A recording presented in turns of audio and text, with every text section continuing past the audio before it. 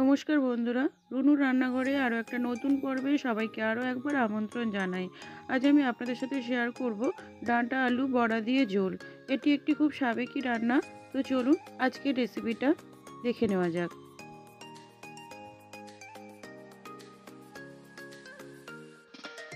রেসিপিটি বানানোর জন্য আমি এখানে ডাঁটা আর আলুগুলো কেটে নিয়েছি। আলুগুলোকে লম্বা লম্বা করে কেটেছি। এখানে নিয়েছি আমি খেসারির ডাল, যেটা আমি সারা রাত ভিজিয়ে রেখেছিলাম।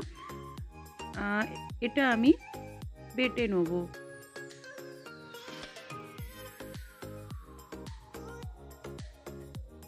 দেখুন ডালটা আমি বেটে রেখেছি। এবার আমি এর মধ্যে দিয়ে দিলাম আদা বাটা ও পরিমাণ মতো নুন, লঙ্কার গুঁড়ো, হলুদ গুঁড়ো।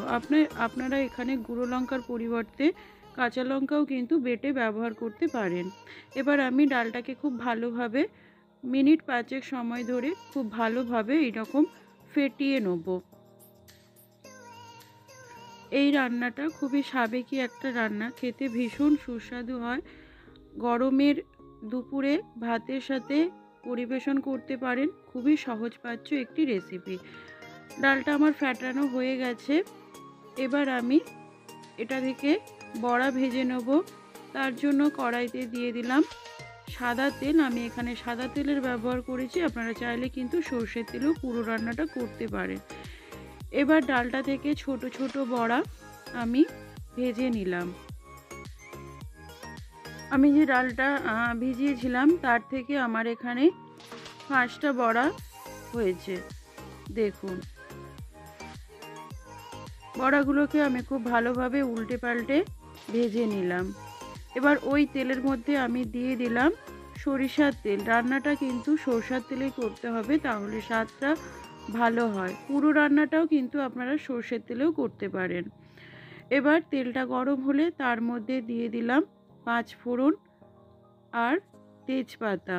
এবার আমি এর মধ্যে কেটে রাখা আলু আর ডাঁটাগুলো দিয়ে দেবো পরিমাণ মতো নুন আর হলুদ। এবার নুন হলুদের সাথে ডাঁটা আর আলুটাকে খুব ভালোভাবে নাড়িয়ে চাড়িয়ে মিশিয়ে নেব।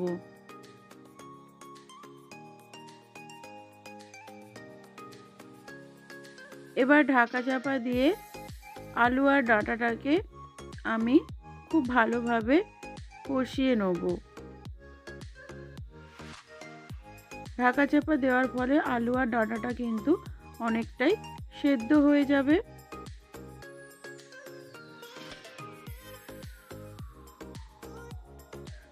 দেখুন আলুটা কিন্তু আমার অনেকটাই ভাজা ভাজা টাইপের হয়ে গেছে।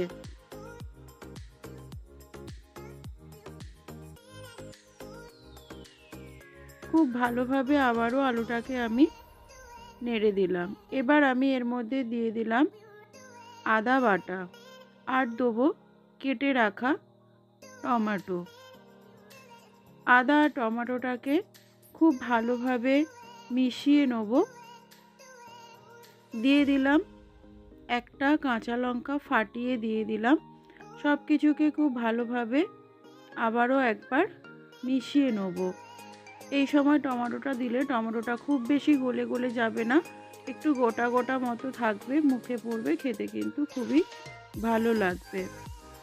খুব ভালোভাবে সব কিছুকে আমি মিশিয়ে নিলাম।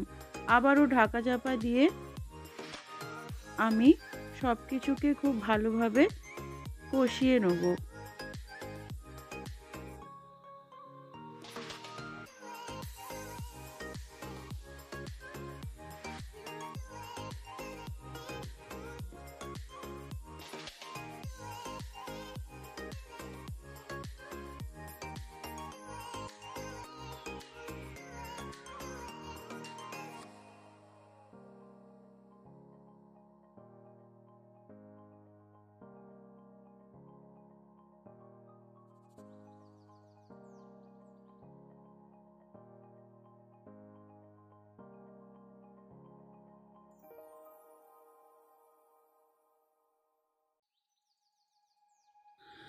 দেখুন ঢাকনা খুলে আবারও একবার সব কিছুকে আমি খুব ভালোভাবে একটু নাড়িয়ে নিলাম।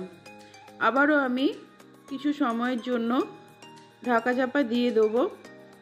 এই রকম বারে বারে ঢাকা চাপা দেওয়ার ফলে আলু, ডাঁটা, টমেটো কিন্তু কষতে কষতেই অর্ধেক সেদ্ধ হয়ে যাবে।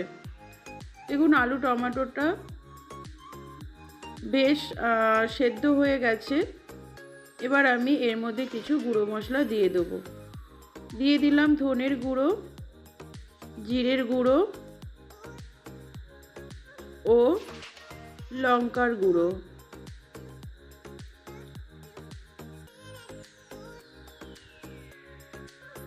যেহেতু আমি এখানে গুঁড়ো মশলার ব্যবহার করেছি, তাই একটু অল্প পরিমাণে জল দিয়ে সব কিছুকে খুব ভালোভাবে আবারও একবার মিশিয়ে নেব।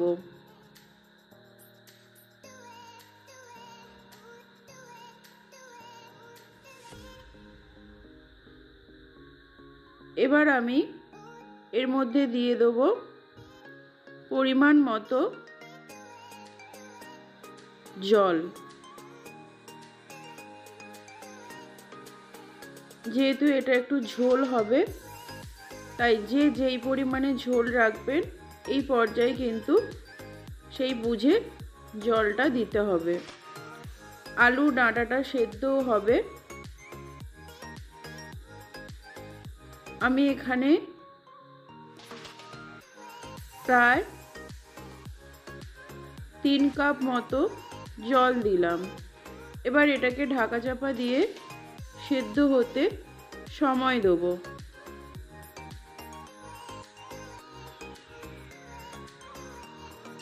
ঢাকনা খুলে আমি একবার চেক করে নেব।